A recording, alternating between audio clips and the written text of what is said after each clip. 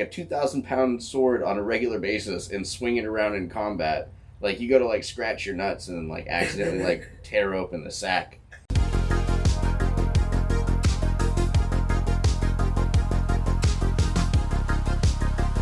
Are you guys talking about that magic shit? Ugh.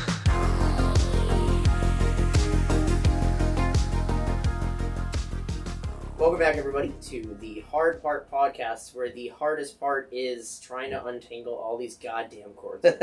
Studio is right. It's like Actually, right it's there, too man. far. It's not right there. It's right there, but we've got we got PortCon right around the corner. Yeah. We're still recovering from the pre-release. Yeah. We've got Always recover from pre-release. I feel like, especially after doing the pre-release, I feel like as an old man, I'm gonna have to take like some extra time to like prepare before Atlanta. Yep. And then like have time to like coast back in onto things when I get back. Oh, yeah, like, that's why I have 2 additional days off when we get back, because I'm not messing with that. Yeah, because you get paid time off. I've got to like move shit around. That's awesome. Oh yeah, I should kill that. But yeah, no, 10 episodes. You know, This is the 10th episode. there are full budget television shows that get greenlit for 10, 15, or for 15, 20 episodes, and they get canceled before 8. Yep. So yeah, it is a little self-funded, but at the same time, Dude, I'm fucking stoked either way. Look hell at us. yeah, We are a functioning show at this point. yeah. No, Like, we have fans. We have people who are excited. Going to the pre-release, people were actually interested in what we had to say. you know, And it's weird, because when I mentioned the fact that we're from a podcast, people listened to me more about magic stuff. yep. Because I also brought up that hot take that I said, where I think that a kill on sight commander should be based upon the commander itself, not the deck. Yeah. And I brought that up with the group of people, including my friend Tristan. And he's Mhm. like, that's a great point. He's like, I didn't really think of that before. I said, yeah, because you can't just like, there's commanders who by themselves are just garbage. Yes. And he thought about it, and he thought about his other pods he's played in, and he's like, you just made a lot of commanders I used to think were scary, not scary anymore. Right. Like, Yeah, that's no, the it really point. just comes down to the build around. Yep, Like, exactly. It's like Urtet isn't. There we go. No, there it is. No. Well, I Urtet's mean, not kill on sight. He's not good by himself. But the he rest does need mirrors. Like, Yes. his ability does trigger Yep. off of, dropping mirrors. But that's where he's not kill on sight, because he needs other things. Yeah. Like, if you lock him out, he's just there. Yeah. But the deck itself is scary. No, Right. very much so. I mean, mirrors in general are. I mean, you knew that they were scary the first time you saw them. You got little dweebs running around tapping for mana. That's Yep. not okay. No, especially because those are like that's why those mirrors are put in a lot of decks still, because they're colorless mana dorks. I run 2 mirrors in my wizard deck. Yep. Like, I've been trying to bump them for a different rock, they're out there, but I you just haven't. can't. They're just good. No, I mean, I get tired of putting creatures in the field that I can't copy. Yeah, that's valid. So, So this week we've got a couple things to talk about. Sorry, I keep fucking my mic. We just put the temporary studio back together because we took all the stuff to go record the pre-release. yep. So we're going to talk about the pre-release. We're going to talk about our experience from it. Yeah. Oh my god, my voice is cracking like crazy. Yeah, like I said, we're running ragged right now. I talked a lot yesterday. I really thought about just like going all in on the caffeine this morning because we were up until Yep. 4 o'clock this morning. 4:30. And I think I finally hit the bed at 4:30. I got up at like 8 or 9 and I was gonna, I had my cup of coffee and I was gonna get, 2-3 cups in, and then I was like, you know what? I gotta just take a little time, recoup, take it a little slow. We're just doing the podcast today. We're just recouping and rehashing. Yep, so. exactly. Sorry if you guys hear that ping in the background. I've got fans actually doing that. And Joe just said that he told his pod about our show, Oh yeah. and he says a play booster box maybe enough to convince them to follow. Oh, nice, I'm gonna nice. let him know it's also got sleeves and a play mat and exclusive. You guys, We're gonna just cut this later and use it for promotional stuff. I know, so. we're gonna use it for the play mat and exclusive dice from the pre-release. I'm also going to check to see, because sometimes stores have extra pre-release boxes that Right. they don't get rid of. And It would be really nice to get a hold of one I of might those. be able to just buy one and stuff. If we can. If we we can. But yeah, we're gonna go over the pre-release Mhm. items that we went through. We're going to do our normal stuff. We're gonna talk about a keyword. We're gonna talk about a keyword that I absolutely hate, so I'm really excited for that. Yep. We've touched upon it in the past, but now you get to see my full anger on it because I kind of give that anger to everybody at the pre-release. Oh yeah, too. no, it It was a really important thing during the pre-release. pops up everywhere. Yeah, and then our deck spotlight. I think we're going to talk about your deck that you did during the pre-release. Oh, 'cause yeah? you did really good during it. You don't want to talk about your. I did really. I'll mention it, but I did really bad. I still don't know how you could resolve that card and then And still lose. Yeah. Yep. And then Reddit Roundup, we've got kind of a spicy one. Oh yeah, tonight. this one's interesting. This is interesting. I like to play the devil's advocate. That is a nice character, hat that I can wear. But Yep. at the same time, this one tasted bad to Yeah. defend. Yep, So really bad. So So we'll see how it goes. Yeah, and we'll get right into it. Awesome. So, pre-release Magic. Yesterday, the 8th, was the pre-release for the Final Fantasy set, Mhm. which, as you can see, we've got items just kind of chilling here and stuff. Ta-da. I decided to bring the inside of the box from the pre-release, which is kind of cool. So they did the box, and they did like the Final Fantasy 1 pixelated like artwork to it, Right. which is really cool. Yeah. And then on the inside, opens up like the normal. It's got the flap, place to put your cards to be able to carry around. It gives you a dice. It gives you 4 packs, and I don't know if you mentioned this, but we did get the shiny dice, We and got that the is shiny in the dice. dealio. So it is. So the shiny dice, it was a 1 in 15. Pre-release packs came with the specialty dice. That then, if you also played 2 pre-releases, you got a special D10 in a bag as well. mhm. I got the D10 for myself. I didn't get the bag because I didn't have any of the bags left, Yeah. but I could probably find them online. But pre-release it runs a lot like different events, and Tom and I haven't been to an event in a while, so we both learned something pretty cool. Yeah, The yeah. app? Everything runs off the app, which runs through your arena stuff. Yeah. Yeah, you sign in you- using your arena, and then you connect it to the thing. You type in the code that's there, and it all runs off of the Magic the Gathering Companion app. Very user friendly. Yeah. I'm the old man here. There was other old men there. Another old man showed me that you could also use it as a life counter. Yep, I It found that out Worked accidentally. really awesome. Yeah. And what it does is it updates you automatically. It tells you when the round's starting. It tells you what table you need to go sit at and everything. Yep. So you don't have to do that whole chaotic run to the front of the room, look at the TV, squint because you can't see it because every LGS uses really bad TVs. Here he is making fun of you blind people again. Okay, just because okay, I'm not making fun of blind people. I'm just not blocked behind a paywall. That's fair. That's fair.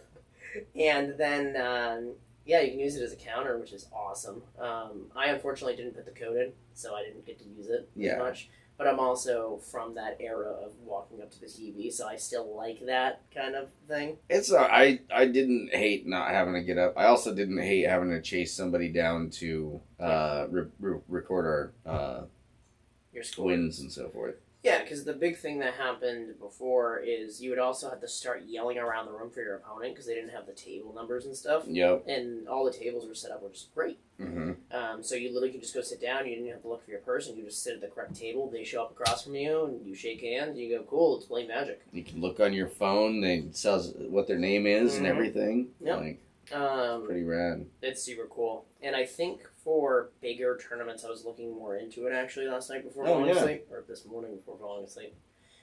Bigger tournaments, when you submit your deck lists and everything to it, you can see the deck lists on your phone too. Oh, that's pretty So, gnarly. because So when you you- already know what your opponents are playing potentially. Yeah, exactly. Okay. Which was super cool. Yeah. But we met a lot of really cool people. Almost like every single person was fine with us recording, which is Yeah. nice. Yeah. There was one individual who had some legality stuff. I don't think they were on the run or anything. But Yeah, I, but we're I like, wasn't alright. gonna ask either. Yeah, we're like, that's fine. But no, we got some cool footage. There was some crazy things that were open. Yeah, no, that was the Atraxa. That was pretty rad. Yeah. And Yeah. he was selling that. Yeah, 40 bucks cash. I thought about it, but I'd already spent a lot of money on the giveaway stuff, and I was like, I can't. Yeah, yeah, the giveaway stuff and buying Yeah. more sleeves because he forgot to bring sleeves to Whatever. a sealed Don't event. even. I was more worried about getting all the shit to bring there than whether or not I need to bring That's it. fair. You definitely, again, wearing different hats. You definitely had the production hat on. Yeah. Man, It's you okay, should though. have seen this guy like shouting from the rooftops. You would have thought that him and the judge had like coordinated stuff before. Like as soon as the judge gets done announcing stuff and this and that and the other thing, he's right there. All right, and then we got this going and this going on, and everybody have a good game. Yep. That's pretty fun. Well, it's because, doing judging and stuff like that, you kind of know the pattern, how things are set up at tournaments and things, and so I know exactly when the blank space is going to be to get the most attention. Mm-hmm. So, because we had some people that walked in late, and so we were like, hey, just so you guys know who walked in late, we are recording. If you don't want to be recorded, just let us know. I'm interested to see if that last individual, as we were doing the intro inside, if they end up on the... probably. yeah, They'll 'cause probably run through. People walk in front of cameras, and that's whatever. Yeah. I don't really care. Well, that was, I think, kind of the fun and real part of it is, like, it's not just, like a staged, we didn't go there beforehand to shoot everything. No, we did it, like, in the middle. I bet you'll be able to hear, even though we're using these mics that we brought, Mm-hmm. there's going to be some background chatter. Yeah. But no, it was a really cool event. I did okay. I won a round, so I won 2 games. That was pretty good. But out of 4 rounds is really bad. Tom, Mr. 3-1. What? Really good. Yeah, and this is the guy who said, "Oh, if I need to drop out so that I can watch your games, I will." Hey, yeah. I'm the one who should have dropped out so I can watch your games. But I was having fun, though, because I learned a lot about the set Yeah. that I didn't, we've been looking through the set, right, for, a month. Yeah. And I've been, studying it and really looking at everything. And there was some, the black common you had in your deck, Mm-hmm. every single person who played that was like, this is, the most busted common ever. Yeah. Yeah. Are you talking about the one where I can rip stuff out of your hand? Yes. Yeah. Insane. Yep. And it's a common. There were some good pull highlights, too. Yeah. I pulled a Buster Sword. I mean, Stoked. heck yeah. Needed it. If So happy. I would say if there is a card for the set, it's probably Cloud. The only Cloud with the Buster Sword in it. So I think the Buster Sword is part of that iconic, I knew what that was before I even knew that Cloud was in Final Fantasy. Exactly, yeah. And that's the Buster Sword. that's the Buster Sword. What's it go to? I only played it once. It only ever hit the field once. Oh, that's so rough. I've shuffled all the time, and people cut in every single opening hand I had, and we all laughed about it, because every time they cut my deck, it still showed up. Right. I had Lucas Stadium every opening hand. Ouch. And I played it Ouch. every game. And I won with it twice. Did you? The 2 Did rounds you? I won with Luca. So wow. the first round, so I also pulled Absolute Virtue. Yeah. And as soon as I pulled that, I literally rolled my eyes, looked at Tom, and went, I have to build this. Learned it just dies from removal, so that sucks. Yeah. It there's can't this be giant countered, but it blur, doesn't blur, have blur, hex. but yeah, no, Yeah. it just And I'm like, all right, destroy target creature. Oh, okay. Yeah, okay, that's fine. Never mind. But what I did was I was using it to put people in a scenario where they had to choose between destroying Luca and destroying a creature. Yeah. Because Luca Stadium says that you can tap it, float a colorless mana, and you add a counter onto it. The second effect is when you deal combat damage to a player, you put a counter on it. If they deal combat damage to you, it loses a counter. If you deal after you deal combat damage, if there's 10 or more counters on it, you win the game. You know what this is, though, right? Strix. Yeah, it's from Strixhaven. Yeah. But what Which means... You just proliferate it. No, I mean, do you know what it ultimately is in reflection No. to the real world? We're waiting for the Hogwarts set, okay? That is 110%. What is that game with the snitch and whatnot? Quidditch. Quidditch. Yeah, it's Quidditch. That's all it is. True. On a card. Yep. The funny thing about it is what I would do is I'd have both on the field. Right. And the first round I won because I swung with Absolute Virtue for 8 damage, killing them, and at the same time Getting the 10. it hit Luca hit. Very And I was like, nice. hell yeah. And then the second time, I just waited it out. I was just like, I put enough stuff out where I could just block everything they were doing, and every turn was able to put 2 counters on Luca. Very nice. So I was able to just get it up there. And then I also opened Primeval Titan. Yeah. Prime time. In limited. Just like, just boom. there. Sealed. Yeah, but the problem is I didn't ever pull it. Really? I didn't pull it That's once. so rough. Yep. At least Buster Sword saw some hand time. Yeah, exactly. Yeah, I saw hand time. But I actually, against one of my opponents, Zach Flair in the story, right, had the Buster Sword. He sacrificed himself for Cloud and gave Cloud the Buster Sword. That's why Cloud has the Buster Sword. Zach Flair's card says if you sacrifice him, you make a target creature indestructible, which is basically the lore of the story. Gotcha. I was able to equip Buster Sword to Zach Flair, sacrifice Zach Flair to save Absolute Virtue, and moved the sword over. Wizards of the Coast, I'd like you to know that this is what happens when you include stuff in Universes Beyond, as well a cautionary tale to anyone looking to dip their IP into the wonderful world of Magic the Gathering. We can rewrite history. Yep. Okay? Once we get it on a Magic card, we can redo the entire storyline. Make your hero the villain. Yep. Make your martyr the hero. We can do whatever we want to. Yeah, we gave the Absolute Virtual Buster Sword. Gave the absolute. What up? That's. Just a giant isn't Avatar that character. yeah? Like isn't that like a little like yeah? It's like toothpick a yeah, thing it's like a for him? toothpick Just. But like you gotta realize the Buster Sword is like 2,000 pounds. So an Avatar throwing that That's like a also spear true. would be insane. You know that really like says a thing or two about Cloud. Like, no, the Buster Sword is very, very heavy.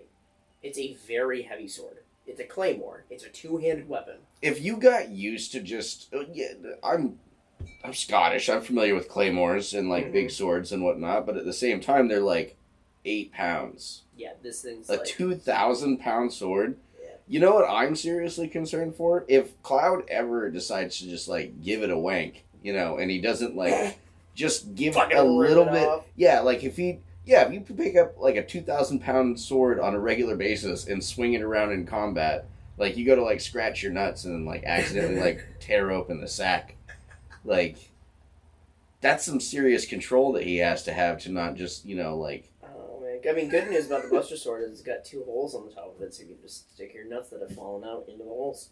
Oh, like It's like when- Diablo 2, Yeah. where you could like insert a gem into Yeah, shit. you're just inserting your testicles. You in socket the your testes into Yeah. your sword. You know, I would not. That might be like a voodoo type, fear type tactic. But I would not fight somebody who had 2 testicles imprinted into their sword. Yeah. Hey, what are those? Why are they lumpy? They are my testicles. Oh well, have a good day, sir. Yeah. Sorry, didn't realize you were fucked up. It's messed. Yeah, but I was able to play that. I was super happy. But the biggest thing that showed up in the pre-release that we saw a lot is actually our keyword. Yeah. Right? Yeah. It's what our keyword is today. So I'll let Tom take away what our keyword is. I thought we were going to talk about my deck. Oh. And you Oh, just yeah, totally. Dex I even first. I even dressed up for this today. Oh, yeah. That's that's I'm what all- I did. Yeah. You know what? Okay. That was my fault. I'm all in on the red mage or the black mages. That's true. Um, Good news is I can cut it here. So I'm gonna cut it separate. No, you're good. But yeah, what's your deck? What did you play at the pre-release? So I was really hoping to get into something either mono black or some Rakdos Wizards, and luckily I pulled the Black Waltz number 3, who's only confusing because in the text Black Waltz number 3 deals 2 damage. Blah, blah, blah. And So it also looks like it would be an instant. And It it's does. a creature. And he's bomb all day long. I Yeah. mean, he's only a 2/2, so like that removal hits him pretty hard. But flying, death touch, and he's paying for each time that you cast a non-creature spell, Yep. which with the number of equipment in this set, I mean, is just off the chain. Yeah, that was my biggest thing is everybody I played against was playing that style. Yeah. And, Yep. and I was like, because my deck was not bad. I No. just was losing to constant free damage. Yeah. Yeah, that's where I got a lot of my stuff through. In fact, my last win, the last win of the night, my two like real stars throughout the entire night were Clive. Mm-hmm. Okay, because if you can get that bad boy running, if they're running any type of creature, anything, you just nuke it. It just takes it out every time. Every time. And it just keeps itself going, which is really nice. The other one that I had that actually won me the last game of the night and was played in pretty much every game that I won was what's his name? Marlboro? Not Marlboro. I thought it was Marlboro. The cigarette? But yeah, Marlboro. Man, that one literally last game of the night. Opponent sitting at 2. The board just locked up because he dropped 2 creatures to be able to block my 2 that were coming in. Yep. He was ready for the stall out, and I was at like 3 or 4. So it wasn't, it was whoever got what first. And they were playing red. They were playing Naya, so they had some burn in there. And I top decked a Marlboro and dropped that. Yep. Popped him for the last 2. And Marlboro's good too because like I saw a lot of people had it. Yeah. And they were using it for the swamp cycling. Honestly, I don't want to discount that because if you need it, it's very good. Yeah. But I did what Gavin said, and I ran 17 lands in my I also did my constructed deck, and I did not have any issues with That's curve really the entire time. That's good that you didn't. I pile shuffled my deck. So when we finished building and we had like 10 minutes left, right? Right. I'm like, hey, let's quickly like test our decks and I want to see. So I shuffled, made sure everything was good. Did it. Pulled first opening hand, no lands. Mulligan down, no lands.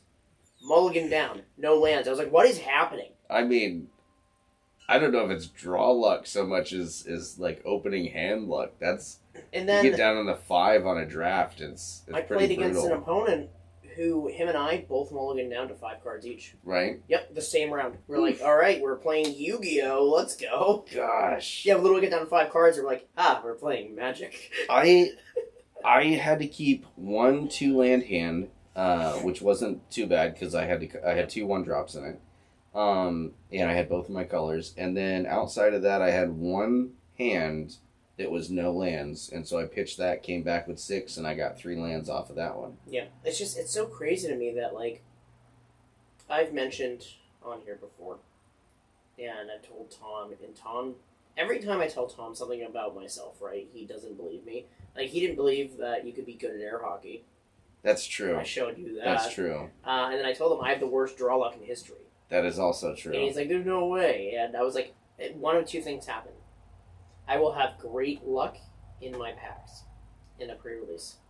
I will have the shittiest draw luck in the history of man. Which is very true, given the 17th that you placed out of 21. You pulled that off? Hey, I'm not last. Even though 3 people dropped. 3 people did leave. So if we get it down to 18, you beat somebody. You did a good job there. Yeah, you can't wait for the $50 tournament at Atlanta. I'm not assuming gender, but that is definitely a girl name. So you beat a girl, Sean. Way to go. We need more women in Magic the Gathering, and here you are just making them feel bad. Yay. But yeah, no, that was I did a screenshot of that. I know, I might go ahead and just like clear everything up and then just post it with my name and your name. Hey man, you gotta realize, that's good. Yeah. You lost once. Yeah. No. Win, loss. Oh, I lost a round once. Yeah. I lost 3 games, I think. But that's really good. Yeah. You got 10. Yeah, like. Yeah, I felt really bad steamrolling. Actually, by the way, you shouldn't have come 3rd. Do you know why? Because I tied with everyone else. Tied with 4 people total. Technically, I think that my win rate is what got me. Yeah. Because match-wise, I matched up against other people, but I had less losses, I think. I didn't even break 50% into the I thought you were gonna go the other route, like the Mike Wachowski. You know, they pull out the magazine and his face is covered, and you're like, I got on the list. I was in a tournament. Yeah, I mean realistically, I'm actually gonna be very excited for that Atlanta. Right, is seeing my name on like a big tournament. That one again. I feel like luck wise, you I'm could gonna do clear. Better because of the fact that it's constructed, and I'm actually not bad at constructed because I know what's there and I understand. You need to start working on the politics. You need to start playing before you even sit down. Get to know these people. Get to know the other people in the pods. Yeah. I don't know. Maybe we should do a wardrobe change or something. Make you a little likable. What's wrong with my fucking wardrobe, dickwad? I'm just kidding. You're just mad because I'm showing off ankles. There's never anything pretentious about a really white guy wearing Japanese clothing. What's that say, Sean? Tokyo? Tokyo has 4 kanji in it? Tokyo, Japan. There's 2. Tokyo, Japan. There's 4 kanji on there. Yeah, I'm pretty sure it's Tokyo, Japan. Okay. Well, Google translate that like white people later and find out. It's like when somebody's like, oh, do you like my Chinese tattoo? Why does it say, I eat dog food? I eat dog food. It doesn't. It says, live, laugh, love. That was probably one of the nicer ones that you could have ad-libbed there. That's... Oh, they're usually not that kind. That's... It just has whore on it, and it's like, this is love. Yes, it does. Yes, it does. The biggest thing we saw at the pre-release, that I saw a lot, that lost me a lot of games, actually lost me almost every game. Really? Landfall. Landfall is pretty gnarly. I had Landfall. What's her name? Tifa? Mm-hmm. Dude, she's so scary. I faced down a Tifa in the first round. Tifa is scary as shit. I think the only thing that saved my butt is that he didn't have access to any type of like fetch lands or crack lands or anything like that. So he was really just like doubling. There was one point though, he got 1+3+ something on her and dropped his land for turn, and she's swinging for like 12. Yep. It was... And you're like, okay, can we, like, chill for a sec? Yeah. With Trample, I mean, I think that's the real thing that kind of pushes her over, is the fact that she has Trample built in. Yeah. That's... You just can't stop it. No. So, Landfall is a keyword ability that whenever a land enters the battlefield, it does something. Landfall first came out in Zendikar. Mm-hmm. Great set. Worst decision they could have ever done.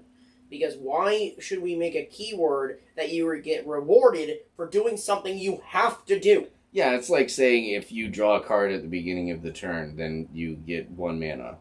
Yeah, because guess what? You have to do. Literally, the only downside to Landfall is if you don't pull land. But guess what? If you're playing Landfall decks, you're always going to play a land because that's how they are built. Not to mention, I feel like you can almost open up a little bit more to like throwing extra lands in your deck at that point. And then, because the thing is, you're going to tutor the shit out of them onto the battlefield for free and play multiple lands per turn and like... Yeah, that, and how bad is it to like flood out if you get advantages for playing lands? Yeah. Like... Yeah, because with Tifa, like you said, it's +1/+0 every time a land's played. No. What is she? No, you double her power every time that a land double her enters power play. every time it enters play. So imagine a scenario, right? We were playing a sweet little commander game with your friends. There's a field over there. There's a forest over there. There's a river over there. And then Tifa Lockhart walks into your shit. Because you play a land. Just walks into your shit. Just walks into what is on my feet, dude? Is this human shit? This is... I've seen human shit. This is human shit. Tifa. Wash your feet. Human shit. But, no. The thing is... Did you... Tell me you just smelled that. Evan. Oh, okay. From this angle, it looked like there was like a taste thing. I was like, nobody taste it to see if it's poop, unless you're a mom, and it might be chocolate. But like, Tifa in a landfall deck against a bunch of people, you can like turn 3 swing for an ungodly amount because you could put Terramorphics. fetches, anything that lets you play more than one land per turn. You can play. Let's see, what's a great combo? Oh, you could do like Gigantic Growth on it or something. You can put Embiggen, and then okay, I'm gonna play a land, and now my 320 is now 640 320. Well, I think there's some extra steps with Embiggen, but yeah, but you get my point. Yeah, it gets out of control. Out really of control, and then you can also, if you decided to play like green red or something, and get additional combat steps, you could swing for lethal for the game. So I think that could be a hot take because I don't really like the idea of searching in Commander because I feel like that does kind of that's why we're playing Singleton. Okay, so we can vary our games. But maybe beyond that, what if you just couldn't? What if you couldn't tutor for put Tifa in the 99 instead of the Commander, and Tifa in the 99 not nearly as good as Tifa as the Commander. Yeah, not nearly as good. No. I on my whole kill on sight Commander debacle, I think she is a kill on sight. Oh yeah, 100%. Because they're pulling some bullshit. You don't need anything else other than her and land. Yeah. Well, it's going to be a slow grind. But you still could do it. And you need utility lands. You need fucking rewarded for playing land. That's like if you played Pokemon and you're like, oh, I get energy. Mm-hmm. And when I get an energy, I can instantly kill a Pokemon. Right. If that's how that works. But I mean, it's not good. It's not fair. There's no instance. Whatever. There's zero interaction in that game. That's true. You're just playing. At least in the Pokemon TCG, yeah, it's pretty. I just don't like the fact that you get rewarded for the thing you have to do. Yeah. That's whenever you untap, add 2 mana to your mana pool. Whenever you untap a land, draw a card. If you decide to breathe out this round, draw 7. Yeah, it's not. I understand. It's a good thing for playing, right? It was cool when it came out, but they didn't stop doing it. So yeah, I think that's they should have left it in Zendikar. Why Landfall was called Landfall because in Zendikar the land was falling from the sky. It was falling from the sky. It was waking up. It was literally fighting back against the Eldrazi. It did things. It made sense thematically. But why does a Cactar? Why does this fucking red Cactar? Yeah, I don't from Final understand. Fantasy have landfall that pings you for damage. See, I don't understand the tie-in there. That got a lot of play too. Yeah, red Cactar. That's an amazing tons one. Of play. So I was wrong, by the way. That's 35 cents for the foil. Really? Yeah. I mean, that's still. Okay. If you're paying more than 5 cents for a common, yeah, that's true. It's worth it. Yeah. 35 cents for a foil is not bad. Yeah. Considering you've seen our box of foils, our bulk box of foils, we could sell for a ton. Yeah, you think so? There's a couple in there that are really rare because they're mirror-in foils. Oh yeah, that's nice. Silver mirror foil is $20. That's true. Which is insane. Yeah, Landfall is a great thing. It's not a great thing. It's a problem. Landfall is a problem. It is a good ability, but it's a problem. Well, that's what usually. If something's not a problem, then it's not a good ability. Vigilance, I don't really feel like is any kind of problem. Nobody's ever flanking. Yeah, it's another one. It's oh no, you know what's a problem is these guys using flanking right now and just taking over the map. Bushido's not even that good. It's good, but it's not that good. Bushido, especially Bushido 1 is not good. The Bushido 5, now we're talking. That's not bad. Yeah. And not incentivized to... Which, again, just comes down to don't block that if they have combat trick potential. You play that red creature that I have, which is you have to block it. Oh, yeah, that's fair. That's why she's in there. It's a force blocker. Good. I think that there are certain things that it does make sense for, Omnath having landfall abilities. That makes a lot of thematic sense. That's beautiful. Green creatures having landfall does make sense? It does and it doesn't. Because, again, it's really... And mind you, I don't want to hamper green because I think that green is one of the weaker colors. I know that it's got some representation and so forth, but I don't think that it's like in the running for the most powerful anything. I think green in landfall in green though does make green even scarier though, because green does take a lot of land to play things. So if you're tutoring into more lands to play things faster and you have landfall, you're now getting double the value of green. Right. Like Galta is a 12 cost dinosaur, right? If you get, I mean, that's the best way to get that out is to either tutor it out for free using things like Kona Quest Beastie or things like that. Right. Or you can, I don't know, play more lands, and if you have Tifa on the field at the same time, now you're gaining double the benefit of A, getting that big creature out faster, and B, she gets free damage. Swing out because trample. Yep. So It's just a big scary dinosaur. I just can't believe, like, out of all of the cards in the set, that one is definitely good. As far as the pinger? Yeah. Yeah. That little cactus feller. He's good, yeah. No jumbo cactars were cool. No, I didn't see any of those. I didn't see a Bahamut yet. That's a prize. I mean, it is a mythic. It is. So we were also talking about that at the pre-release too. Is Bahamut, because people were like, "Oh yeah, Bahamut's really good." I said, "You know what's even better than Bahamut? Bahamut, when you hit his last Saga ability every turn now."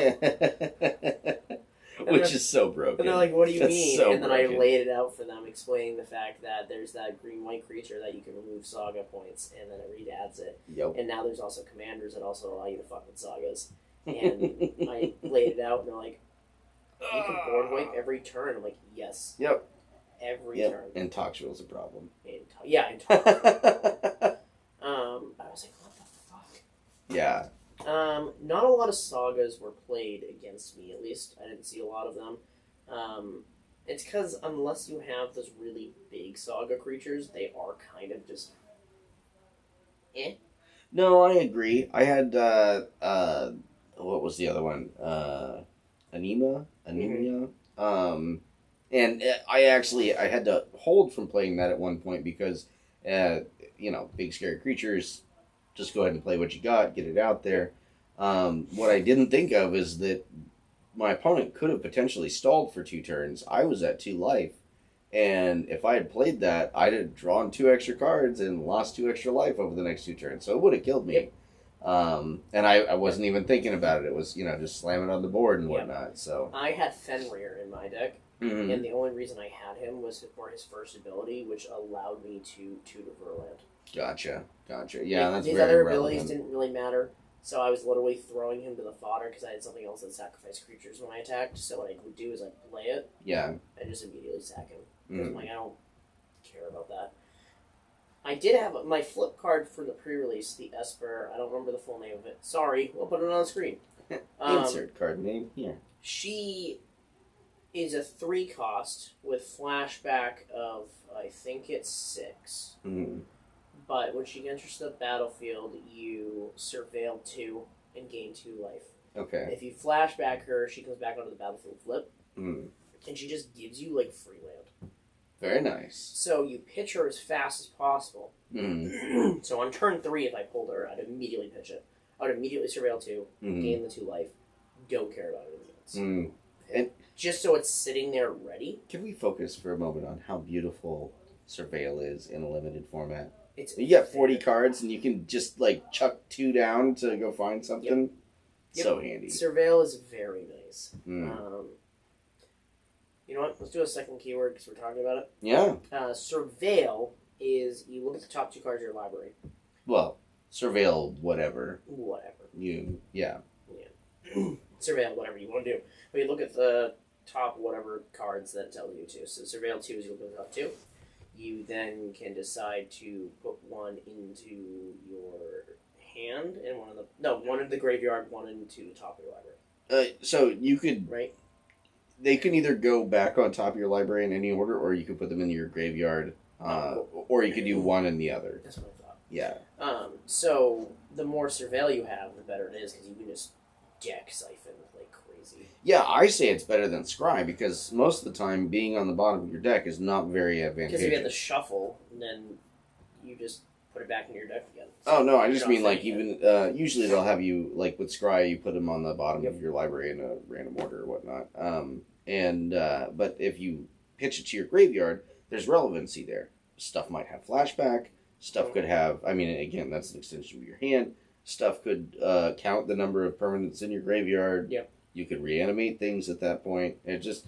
I would much rather put something into my graveyard than on the bottom of my library. Yeah. So 'cause Surveil is great if you have. Oh my god, no! right. It's creeping, isn't it? If Wait till you eat some delicious I'm dinner. so excited.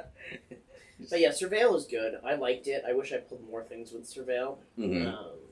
But it's alright. It was good. I still had fun. This is the first tournament where I wasn't in last place and just dropped out right away because I was like, well, I'm going to keep losing anyway because my deck is... The thing is, Oh. I this time did something different, which is I actually changed up my deck after every round. Yeah. Trying to get him not to play 3 different colors in a deck, and he plays like all 5 colors over the course of 3 games. Yeah. Well, I don't think you dipped into black. I didn't. So. However, after I looked at my entire bulk, I went, black would have been good here, I think. 'Cause So- everybody's doing it. I have a really hard time not running at least black, if not black and white most of the time, because of removal. Like, yeah, I wanted to play Selesnya really bad. I had some good cards, but they weren't. there was very little removal in white, and there never Very. is in green. I mean, it's Yeah, unless it's a one- flying creature. The one removal in white is that artifact that you take something from the battlefield. It's like an exile type Yeah. tuck. Mm. Like, and that gets rid of absolute virtue, Mm-hmm. which happened to me. As you found out. Yeah, which I found out. Because I can't be the target of things, and you can't. I have protection from you, but my thing Not the doesn't. creature. Yep. Yeah, so that's why when it hit the battlefield, I didn't just win. However, it did prevent people from attacking me because there was literally no point in attacking. No, because, like I not can really into that. swing out every turn, Mm-hmm. and they can't do anything because absolute virtue's out. See, I think that's where Clive was probably just a little bit better, even though he was a 5/5 half the time, and I had to spend mana to get him into the 9/9 position. The fact that he flips and then fights something as a 9/9 is amazing.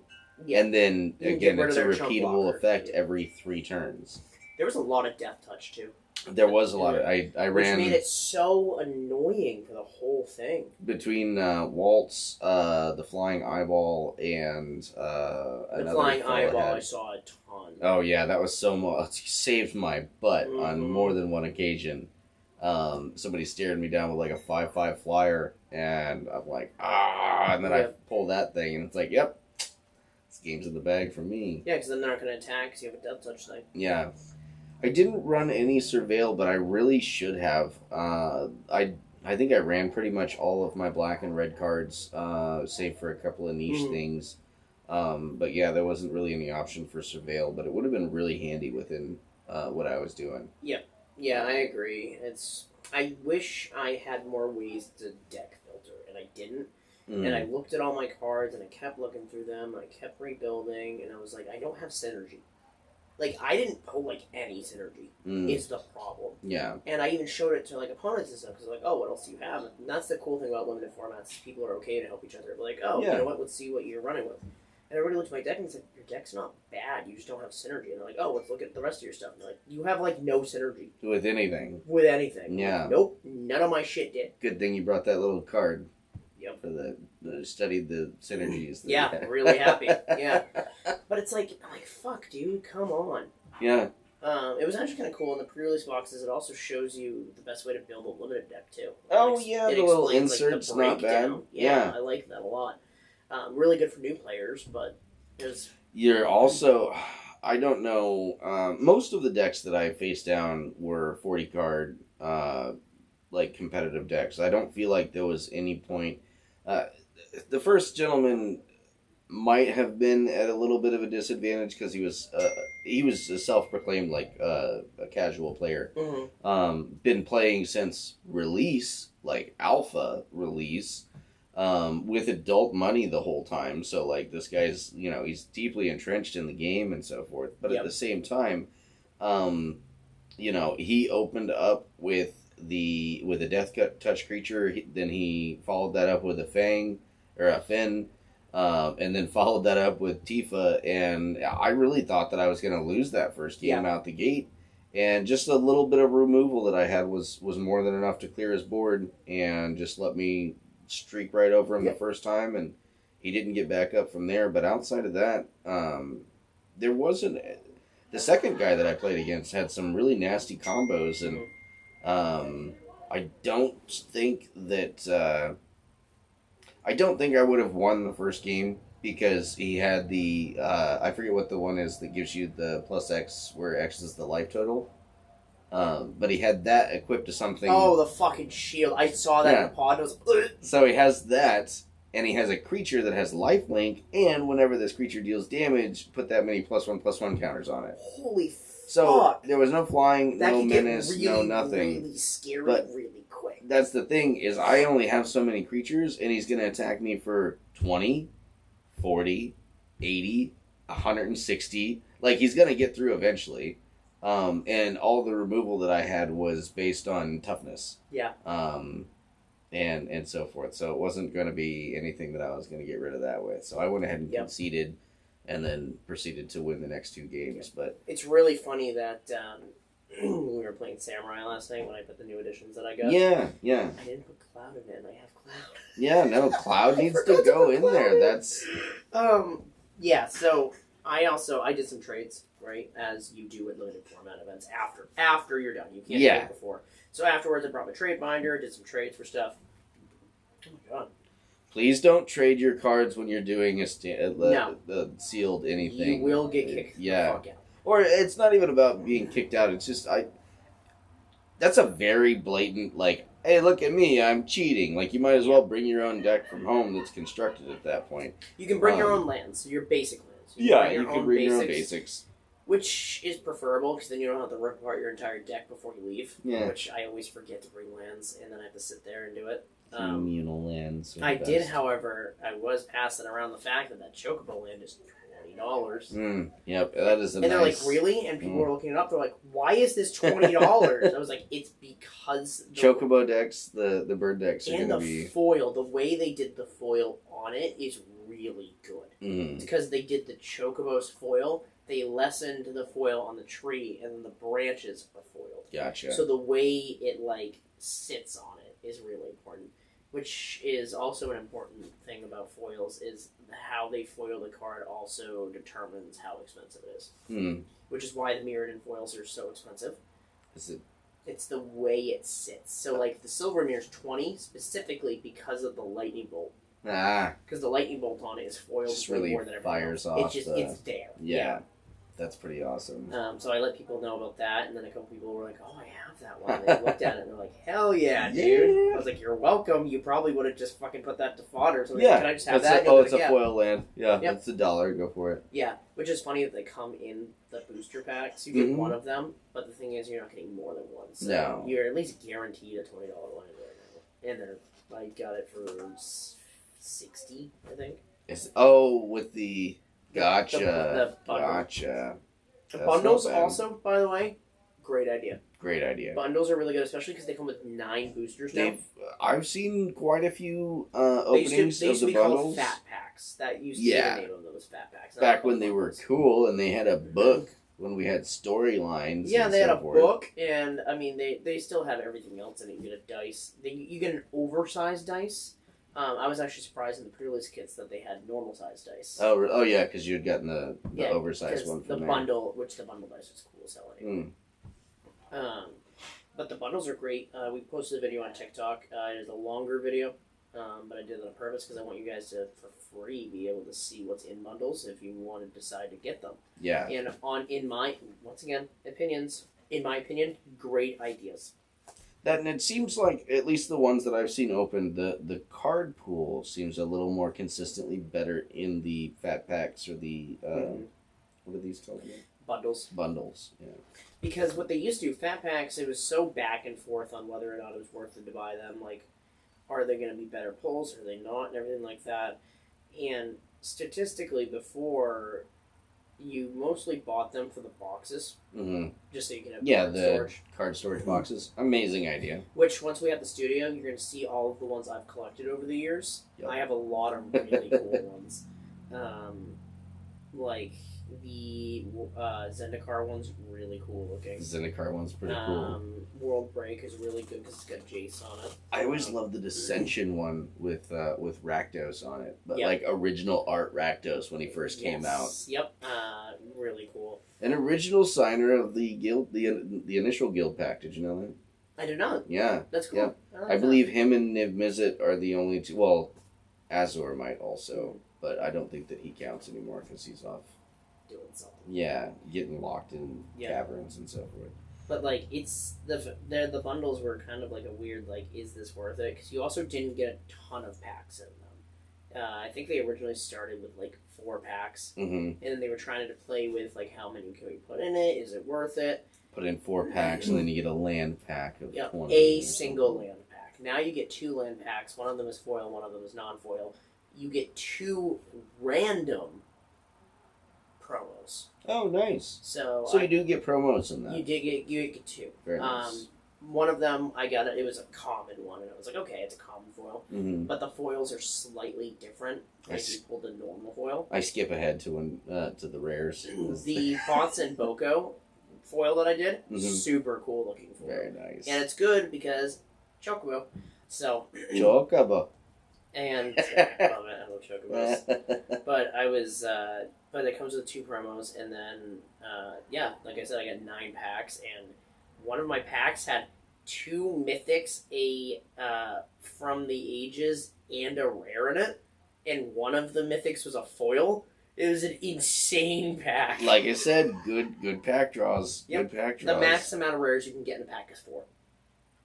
That's so crazy. But the fact that it can happen. Yeah. Yeah, it's so wild. I pulled 2 mythics out of a fucking pack. I mean, one of them being this Clive. Is this not the future? I know. You can get 4 rares in a booster pack. I remember when you weren't guaranteed a foil. I remember when you weren't guaranteed a rare. Sometimes you get 2. Old packs. You could get 2. The slot for land that's guaranteed now used to be a random thing. You'd sometimes just get a land and go, oh, well, I didn't get a rare, but I got a land. Woo! Awesome! Or you go all the way back to Alpha. I know that there was definitely, I think it was more with the decks, that you would get, like, an island in the spot of your rare. Yep. Which is really rough if you made an investment in one of those and then opened them up. Yeah, so there's, like, unopened, like, alpha decks that are just sitting around that could just have a land in the slot of the rare. Yep. But now you're, like, these new commander decks, you're just, like, guaranteed turn 2 wins. I don't know about guaranteed a 2-turn win. I feel like, again, that's more up to the pod. It's still in the deck. Like, yeah, it's possible. It's possible. I remember when they used to go 60-card decks that were, like, They were okay. Yeah. They were good against each other. But if you were playing against just, like, a wall that had, like, just life points, it was still going to take you, like, 8 turns to kill them. Yep. Bundles, awesome idea. Today, the Secret Lair Final Fantasy released online on Secret Lair. It sold out in 13 minutes. Very nice. Completely gone. Why not 7? Final Fantasy 13. The Japanese ones are still available. I'm going to attempt to get onto the website later and see if I can snag a couple. You see, and I feel like the Japanese ones are more thematic. I get what you're saying. People like to read their cards and so forth, way but more thematic. Square Enix is a Japanese company. Yeah. It makes total sense. Why do you think the Black Chocobo exclusively comes in Japanese? Oh, is that true? It is. Nice. It is the one that it's only Japanese. You can't get it in English. So can you not get it in the English packs? You can get it in English. Okay, packs. it's just a Japanese card. Only a Japanese card. Gotcha. And they did that on purpose as a shout out to the creator of the Chocobo to leave it in Japanese. Nice. I was just thinking it would be funny to, like, especially those weird... I know that they have very complicated and under wraps ways of, like, packing their packs and so forth. But, you know, with something like that, I wonder if it's just not like, you know, Sven from accounting has to just come down and take, like, 100 of these cards and, like, make sure that they go randomly into a couple of these American packs over from the Japanese printing press. Yeah, I am really curious about that. I'm really curious to understand how they actually pack cards, because I don't know. Yeah. And I feel like a lot of us don't know, and that's something that I feel like should be more common knowledge. And no, false. I lied to myself. I'm glad that it's not, because then you can find ways to cheat. You know what's coming in what box and like shipment times. Like, there are best way to buy, like, if you have an unlimited source of money, don't buy just a booster box. Buy a booster case. Yeah. A case is like 30 booster boxes, and you're guaranteed every card in the set. That, and I want to say, if you go as far as cases, I could be wrong. It might just be on the packs themselves, but I've heard of whisperings where if you know what set it is and you get it in the sealed case, you can pretty much map out where everything is. Exactly. Maybe not every common. Yep. But and they usually at least only your sell mythics cases. and your rares. They usually only sell cases to businesses. Mm-hmm. So unless you have a good dealing with a business who will be okay with you to buy the whole case, it's very hard to get a full case. Yeah. For one, it's fucking expensive. Mm-hmm. Like, there are people who got cases of collectors, and I'm like, dude, that's like 10 grand. I saw a picture on Facebook of this guy in his glove box had 6 collector booster boxes. He's like, all right, time to do opens. I'm like, oh, that's just casually 6 grand. So, yeah. Me and my friends decided to pull together and get 6 collectors boxes. You're just like, oh, hey guys, you want to spend 6 grand today? Sure, why not, Michael? Imagine you get, like, mugged by, like, the wrong guys who, like, also happen to be in a Magic the Gathering. And, like, oh, shit, those collector's boosters have to put in the bag. Put them in the bag. Get out of the car. Give me your car. Open your glove box. Holy shit, is that Final Fantasy? Keep the car. I'm taking those. But, like, that's the thing. That's a lot. Good news is, collectors' boxes have started to settle in price a little bit. They're no longer $1,000 since pre-release weekend is over. You can actively buy them now. They're open to the public. Yeah. They are finally starting to drop.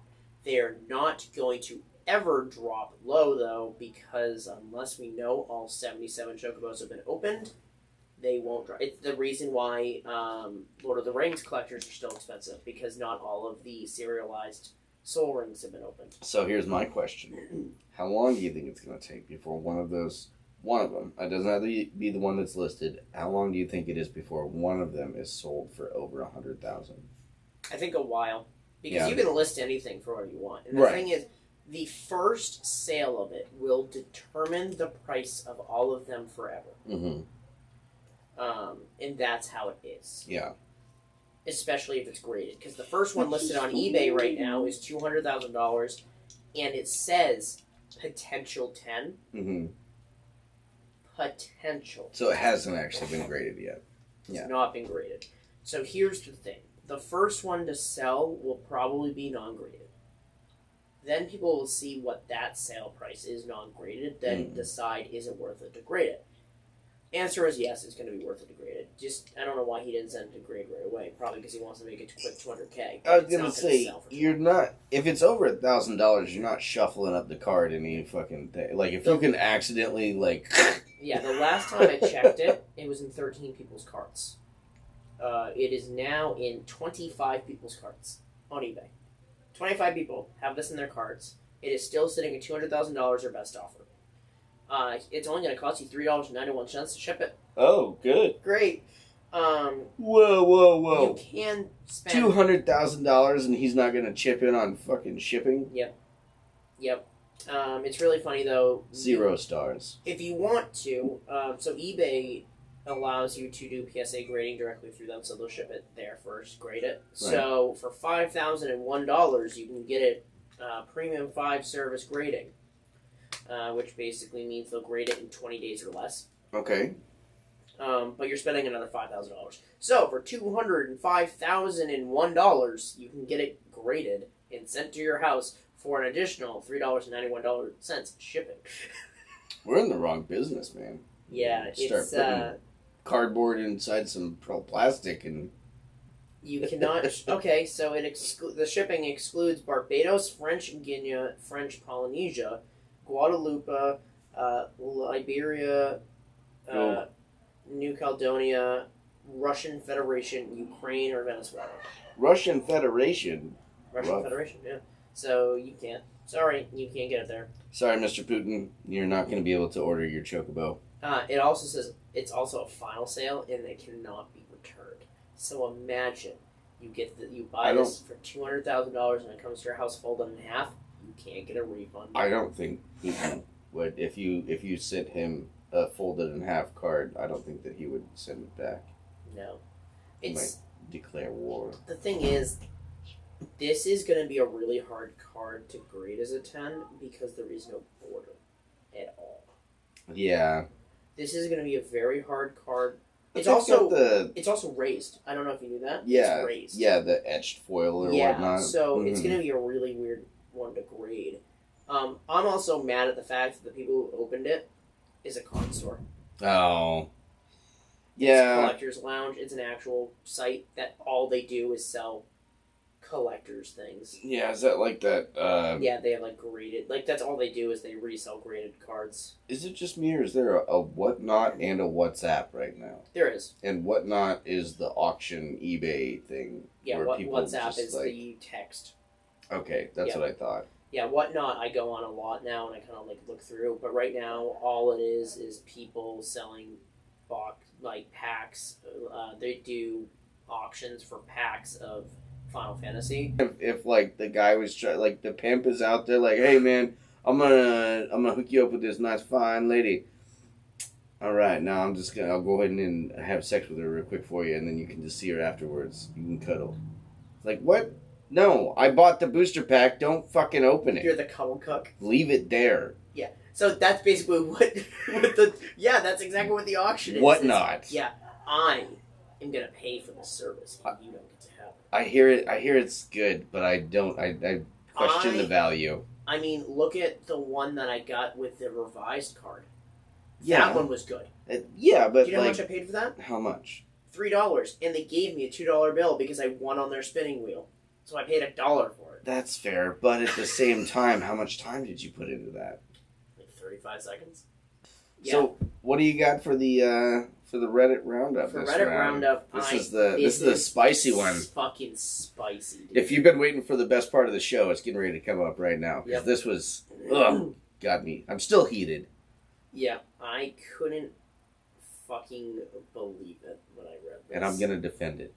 Yeah, I can't believe you're gonna defend this. This is kind of so. This is from r/EDH. From the post. The OP is emotional_story_4448 from a day ago. This is brand new. Brand This is right now. spanking new. The title is "How Do I Deal with a Buddy?" Oh no, that's the wrong one. Haha, haha. That's the one I saved. That's a joke. Haha. How do I deal with a buddy who likes to touch me? Call And 911. asking for a friend. Don't tell anyone. So this is from r/EDH as well. It's from user Ukebard. Also from a day ago though. Uke bard, though, that's cool. Ukebard, It's a yeah. ukulele bard, I'm assuming. Sure, I guess. I don't That's know. fun. The discussion is it impolite to lie about the contents of your deck, or am I overreacting? I was playing a casual bracket 2 to 3 EDH, and my opponent had Ugin Eye of the Storms with 11 loyalty counters. I asked to read it and said I'd probably need to remove it. I had removal in my hand. The opponent told the table not to remove it, saying they could only find mana rocks with it, and said he didn't have any Eldrazi in the deck. Looking at their board, they didn't have very much mana, so I chose to remove something else. On his turn, he ults Ugin, grabbing not only some of the greatest mana rocks in the game, but also Ulamog, Ceaseless Hunger, Portal to Phyrexia, Helm of the Host, and Recursion for Ugin that let him play it a second time. Then he wins in 2 turn cycles with an unstoppable board state. When I protested that he lied about his deck, he was basically like, "You should have assumed I would lie about my Ugin." Is it just me, or is this wrong to do? So, first off, So that's not even necessary. At first I thought you were talking about, like, a deck list. Which, like you were saying, if you were going to a tournament, you have to, you have to submit your a deck list. Because you can go before a tournament, like when we submit our deck list, like I had to buy the ticket, submit the deck list, test the line. Right. I can look at every single person's deck list. Yeah. Immediately. Yeah. And know what people are playing. But if it's a casual game where they don't require you to submit a deck list, then I'd say by, defending the position, I would say that by default, that's not a rule. So everything is, what's in your deck, that's none of your business. You'll have to do work to find out what's in there. I mean, yeah, that's where I'm going to stay with that, because if I go any further, I'm going to switch sides. I think he's a piece of shit. In the moment, though, because I still think so. Because guess what? Yes, it's still a casual format, but you still can't be a jackhole. So, for your benefit of, I have this Ugin and I can pull my entire... Like, for example, I have Ugin in my mirror deck, right? Yeah. What if I walked into a pod with you? And I was like, yeah, I'm going to play Ugin. And they're like, isn't your entire deck colorless? Don't worry about it, man. I don't have anything good in here. And then I go, I'm going to drop a mirror battle sphere immediately, and then every single colorless mirror, and by the way, that all trigger stacks, and now I'm going to also indefinitely make all of these mirrors have an infinite combo and swing for lethal. Sure. All because I said, no, I don't have anything. Use your removal on my 1/1. So, and that's also where it's situational as well, because I feel like if he had sat down to the deck and he's like, or sat down to the game, and what's the high end? That's like 5? 5 is like... You said 2 to 3 is bracket. But like 5 is like, that's the really good one. Mm-hmm. Okay. Yeah, but the thing is, you can't lie if you're going into a 2 to 3 and then have a 5. Well, that's what I'm saying. That's exactly what happened. Is he, though? Like, is that... Ugin's not a game changer. However, okay, he can tutor into things that are game changers. Yeah, but he didn't. He's talking about tutoring into powerful mana rocks, but mana rocks nonetheless, and Ugin. Now, I'm not saying that he shouldn't... And things with Annihilator? And I'm not saying that he wasn't maybe the villain by, actually just grabbing that instead. But the guy's holding a shotgun to his head going, you're not going to do that, are you? And what are you going to say? I'm going to be like, you know what, I can't. Because the thing is, if you're playing casually, you have to act casually. You can't fucking lie about it, right? Well, I mean... Because here's the thing. Is he lying if, maybe he just changed his mind? I have a lot of respect for you, right? We play a lot of Commander. Yeah. We play games every day. Yeah. I have a lot of respect for you. I would still not lie to you about the contents of my deck. Well, no. Because I wouldn't even lie to my pods of people I don't know. Like, I went into Limited yesterday, right? And the thing is, it was still a tournament. This is a paid tournament. Yeah. Limited or paid tournaments. I'm sitting here about to remove something, and jokingly went, if I remove that, is that the dumb choice right now? And he literally looked at me and said, yes. Yeah. And I was like, thank you for at least being honest. Yeah. Because guess what? That's where the respect level comes, right? It is still competitive. We're still playing for, like, stakes of actual prizes. Right. But that's true. But they were still like, you know what? I'm going to tell you that is the dumb idea. Mm-hmm. But the thing is, it wasn't the first round. It was the second round, right? And that's where it's a little bit more loosey-goosey. First round, you go into it completely blind, and that's fair play. Well, second round, you can sideboard, you can change out your deck, and that's when you're like, is me killing that right now a bad idea? And he looks at his hand and goes, yes. And I was like, thank you for at least being honest. Here's the question, though. Here's the real question. Would he have still done that if you guys were in Game 3 and that was the turning point for him to potentially lose the foothold? Do you think he still would have been like, I guess I have a good conscience and I have fun with the game, I guess, and I would have been like, yeah, that's a bad idea. No, I do too, but again, there was a choice to be made, and instead of just making the obvious choice, like, if somebody's going to ult a Planeswalker, especially an Ugin level Planeswalker, there are things and you're just like, and you're like, it's going to happen. Are you gonna do anything bad with that? Yes, they are. Yeah, don't ask a stupid question. You won't get a stupid answer. Yeah, the thing is, I would have. No, I'm just gonna get some mana rocks and play colorless normal stuff that's fair. I would have just fucking removed it. I Yes, wouldn't have fucking cared. That's dude. my point. Get rid of Is it. get rid of it and I know the power of Ugin. don't walk around like he lied about what was in his deck. It's not like me who accidentally repurposing bait into something to tutor for a 4-cost, and I didn't have one on my deck because I had already played it. Like, see, I that do hate right, doing that. Yeah, but see, that right there is the fair assumption of that, right? If Yeah. they're like, hey, if I remove that repurposing bait right now, Hmm. is that a good thing? Do you have something to tutor in it? I can honestly, I forgot. Like, I don't know. I was like, I actually don't know. I think that I might.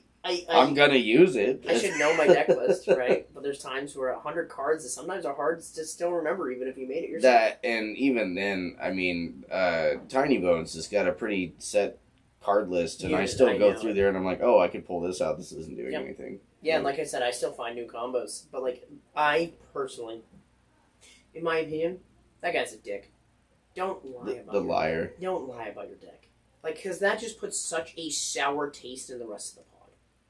Right? I'm never going to want to play with that guy again.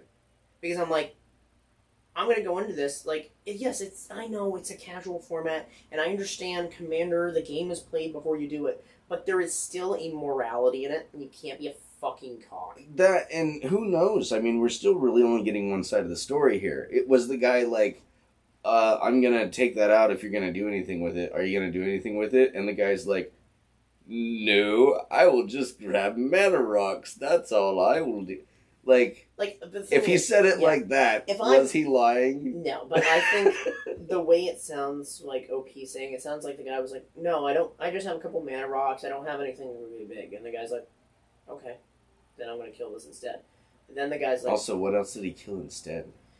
I don't know what he killed. I don't know what he killed. He said, let me see. He removed something else. Yeah. Yeah, I was looking at the board. They didn't have very much mana, so I chose to remove something else. But the fact that he was like, I just have a couple of mana rocks, and he pulled out an Ulamog Ceaseless Hunger, a Portal to Phyrexia, and a Helm of the Host isn't just a couple of mana rocks. Also, there was a way to copy the Ulamog, wasn't there? The on top Ugin. of that? Yeah. Or, And recursion for Ugin that let him play it a second time. yeah. Like, get So- fucked, dude. so That's basically- not a... I am a But it still took them 2 rounds to win. That is kind of fucked up. I mean, when I play Ulamog, I can win. Yeah, that I turn. was gonna say. I do win that turn. But it's because I play an overrun deck, though. And that's That's the thing fair. with overrun decks is if I have the When ability... shit hits the board. If I have an ability to... But the thing is, too, I still have to also... I can't just be like, I want to play this all right now. I have Right. to do it in a very specific order still. Mm. Like, remember, because I fucked up one thing, I went, oh, I could have actually made, like, a way better play if I did this first in front Yep. of this. Right? So there is still a thought process to dumping your entire deck onto the battlefield. Mm-hmm.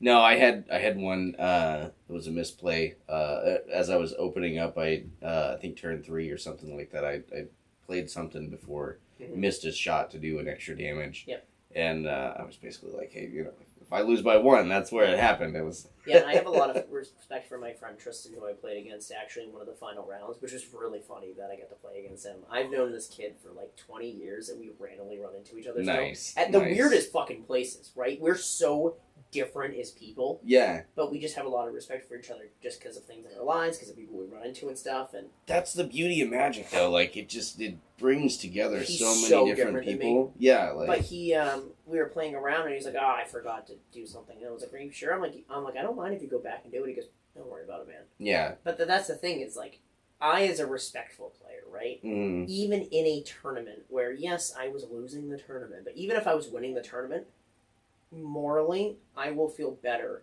if everybody is having the best of their potential, right? Yeah, So yeah. I would have even been like, "You can go back and do that if you want." And he's like, "I'm all right." He's like, "Thanks for the offer, though." I Mhm. was like, "But I want to see it, right? Yeah. I'm the Magic player that likes to see the things. Like him and I got to play my favorite part of Magic, which is I went to counter something. Mm-hmm. And then he said it in response, and then I had an in response Ah! to his, and it made me. You're playing war. Him and I literally like laughed. We were like, "This is magic." Yep, that's Like, real interaction yeah, right there dude, when it comes down to It it. was so good, and I lost that interaction at the end, but it was still so fun. Very nice. And I was like, "That's fucking awesome!" Like I loved it. I was able to interact with somebody. Yup. No, that was. I think my favorite game was or favorite match was the last matchup, and obviously it was definitely the most skilled player that I played against in the night. And yeah, there was a lot of interaction, a lot of back and forth. And I love it. There was not a game that didn't end with both of us down in single digits together. It wasn't necessarily grindy, but there was definitely that like chess match, and we're both looking for triggers and learning the new cards at the same time. He had not seen Clive yet. Yep. Tristan's deck was so much better than mine, and I was willing to be like, you can still make that move. What was Tristan running? He was running basically what you were playing, but he didn't have the power level of the stuff you pulled. Like Gotcha. He still had some really good combos. He was still playing black, like death touch things, and but I think your deck excelled over his because you had black walls. Oh yeah. Like that's the thing, is that's where limited does kind of come into play, is what you pull matters. He did still pull relatively this. He was playing what you were playing. Right? Mm-hmm. He just had responses to everything I had, and that's okay. Yeah. That's how you play it. Yep. It's B for bombs and R for removal. Yep. Okay. And that's the thing, is that's why I still won to. I'm proud of myself, right? Even though I only won a round, Mm-hmm. I haven't won a round of limited in like 10 years. Really? I'm serious. I Nice. come in last place almost every tournament I play them in limited, just because I'm not the greatest deck builder, but I also just have shit luck when it comes to synergy pulls. Mm-hmm. But I also wasn't a great player, and since playing Commander, I've learned a lot of basic rules, which is removal and stuff. Even my deck building in my Commander decks, like you can see compared to like Urtet, who is my first one, who I still love and I'm still working on stuff. But when I play Samurai, you're like, Yeah. No. Playing against my Samurai deck is scary because I have the pieces. Yep. I have removal. I You have have- board you have stoppings.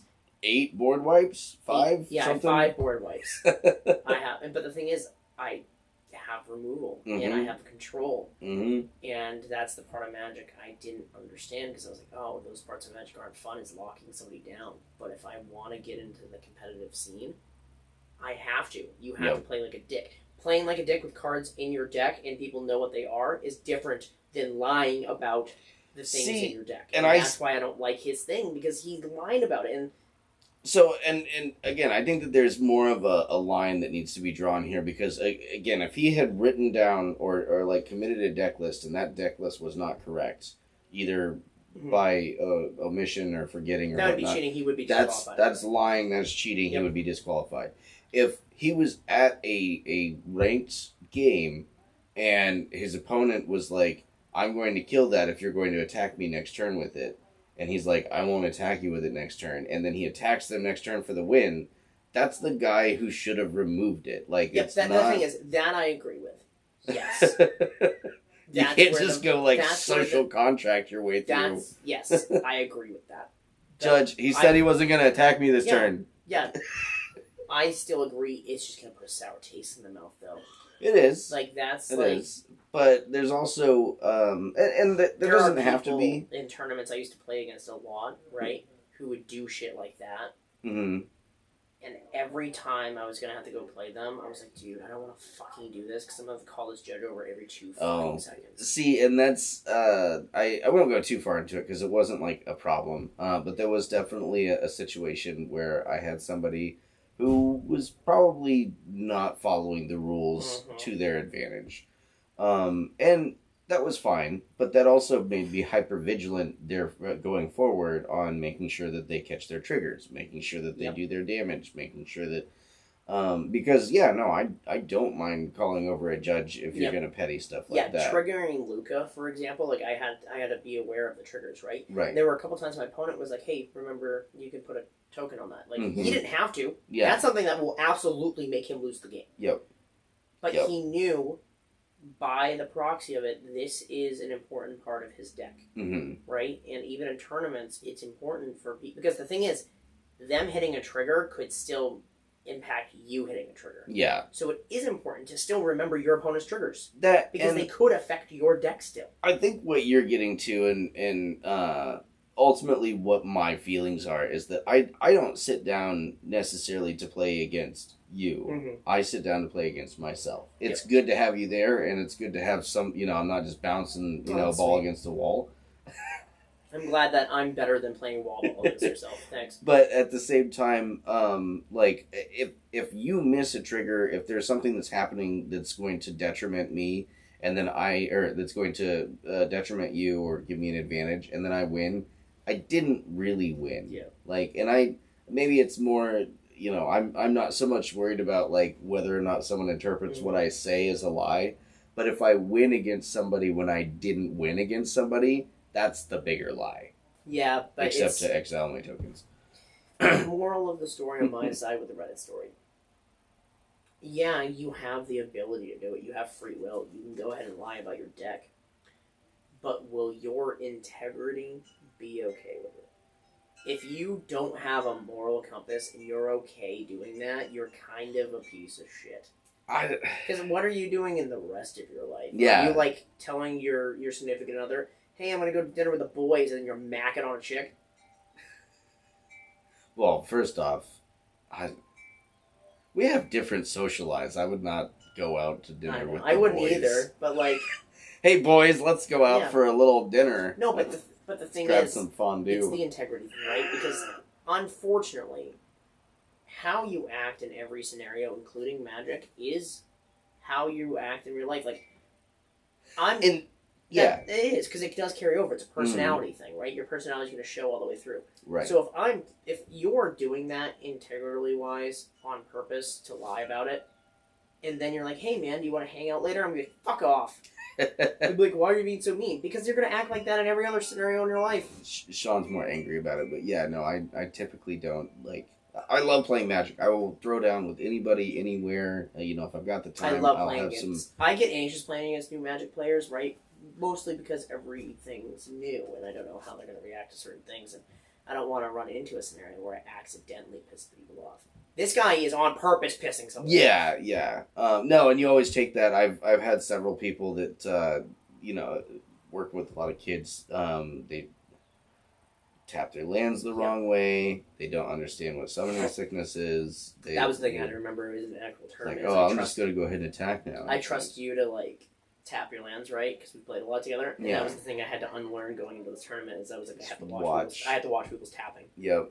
Like, anytime they tap for stuff, I can't just be like willy-nilly, haha, yep, they did it right. No. I have to sit here and watch them tap things and go, did they tap that right? And it's not even necessarily because they're lying, especially in a draft situation like that. They just forget, right? Yeah, I was going to say, like, we're all playing with literally brand new cards. We've studied them and so forth, but, like, I didn't know what half of my cards did until I sat down and read them in the game each time. And the biggest thing, too, is, like, in, limited formats, a lot of times you're just using basic lands. You don't have a lot of funneling unless you open them, right? Yeah. And if you play a lot of Commander like us, you just kind of get in the mindset of, I can basically funnel for any mana type I want, depending on my board state. So you kind of almost, in a way, forget that you have to fix Yeah. So there was a lot of times I was tapping things, and then, like, before I actually showed the card, I was like, wait. Yeah. And then you can do it. Because until you put that on the field, you can just sit there and fuck with your mana as much as you want. Yeah. And, like, I will do that. I will, like, on purpose tap things, still hold the card in my hand, re-look at my mana, and go, I'm actually going to do it this way instead. So, here's the real question. Do you ever bluff like that? Yep. Okay. Oh, I did that a bunch because I remember I was playing blue. Yeah. On purpose. Just, like... I was doing just sitting two islands off to the side. Yeah, I literally, like, tap my mana, and then on purpose, what spell them to the side. Are you casting? Yep. Okay. Yep, I did that a couple times. Like, that's the thing, is he would be like, I'm going to play this, and then I'd wait a second. And he'd, like, watch me, and I would, on purpose, I had nothing in my fucking... There was one thing, I had a land in my hand. Nice. And I, on purpose, because they knew the game before, I had counterspell. Yeah. Right? Yep. So I sat here, and I waited, and I went, alright, go ahead. And there's definitely something he waited, and he plays something different than I Yep. think he was Trying to making bait him that. spend more mana a different way. He's trying to bait that counter spell for something else. Uh-huh. Yep. And that's where the mind game is great. That's where you have to do it. Don't play the mind game of being an asshole. I don't have anything. That's my Yeah, no, that was definitely, again, I would have to hear I'd like to hear the flip, the actual, the other side, the of connotation of it, because we're Yeah. obviously just reading it from a post. or from one of the other players Mhm. would be nice to, because this really, it sounds silly, and it sounds like, again, I know that the guy's trying to play casually, the original poster, but at the same time, how do you see an Ugin that can ult and just like, Be like, I'm not. are you gonna do anything with that that's silly and broken? No. And that's the thing is, I agree with that. Just shoot it. Take the shot. Yeah. More. Kylo Ren screaming. Yeah. But yeah, please let everybody know. We get all kinds of giveaways. You can actually see one of the first items on camera here. Oh, Where this is the sleeves that we're giving away. It's the Moogles. These are a sealed one. You can see it's sealed, but I bought the same ones and used it for the limited because I forgot my sleeves. So I used the same ones. They were actually great. They have a matte almost finish on the front half of them, which was kind of different. They're okay. They were okay. They're really good if you want to film because it doesn't have glare. They're not purple glossy dragon shield that like I don't know what's wrong with those, but they just Do they slide? They like I smash them down and try shuffling them up. Everything. I'll see if I can get some footage of this later at some point. But they just after I get it sitting there for a couple minutes, it just accordions back up and then it just like continues to slide. And if you try and put your hands on it to like contain it, it slides out the other side or in between, or it'll shoot 3 cards out. You'll see. It's sliding against humanity. That's what it should have been. I should have just run. Oh, that would be so expensive. A Slime Against Humanity commander deck. Slime Against Humanity is so fun. It is pretty fun. Like, I keep seeing videos of Mimoplasm. I want to make a deck. It's one of my favorites, so that one would be a fun one to build too. yeah, I'm stoked. But thank you guys for joining us. Episode 10. Thank you so much. Episode 10. Oh man, that's insane. Right? To me still. But thank you guys for joining us on the Hard Part podcast. Sean and Tom signing off. Signing off. Have a good one.